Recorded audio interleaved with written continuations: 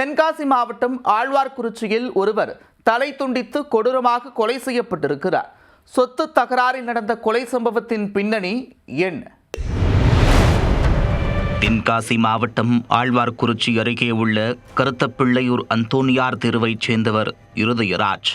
அவர் இதே பகுதியில் கள்ளத்திக்குளம் பகுதியில் மீன் பாசி குத்தகைக்கு எடுத்திருக்கும் நிலையில் இரவு நேரத்தில் குளத்துக்கரையில் காவல் இருப்பது வழக்கம். இந்நிலையில் இன்று அதிகாலையில் அங்கு வந்த மர்ம நபர்கள் இருதயராஜை அரிவாளால் வெட்டி தலையை தனியாக துண்டித்து கொலை செய்துள்ளனர்.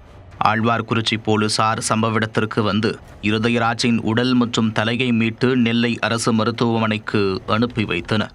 தென்காசி மாவட்ட காவல் கண்காணிப்பாளர் ஸ்ரீனிவாசன் சம்பவ இடத்திற்கு நேரில் வந்து விசாரணை நடத்தினார். போலீசாரின் முதற்கட்ட விசாரணையில் சொத்து பிரச்சினை காரணமாக இந்த கொலை சம்பவம் நடந்திருப்பது தெரிய வந்தது.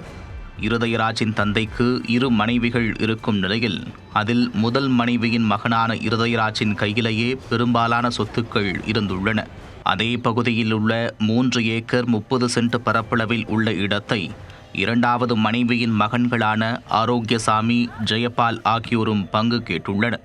இதனால் இருதயராஜுக்கும் ஆரோக்கியசாமி, ஜெயபால் ஆகியோருக்கும் இடையே கடந்த ஆகஸ்ட் மாதம் அடிதடி சண்டை ஏற்பட்டுள்ளது. இது தொடர்பாக ஆழ்வார்குறிச்சி காவல் நிலையத்தில் வழக்கு பதிவும் செய்யப்பட்டுள்ளது.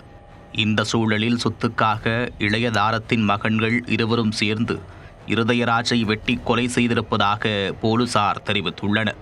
தலைமறைவாக இருக்கும் ஆரோக்கியசாமி மற்றும் ஜெயபால் ஆகியோரை போலீசார் தனிப்படை அமைத்து தேடி வருகின்றனர்.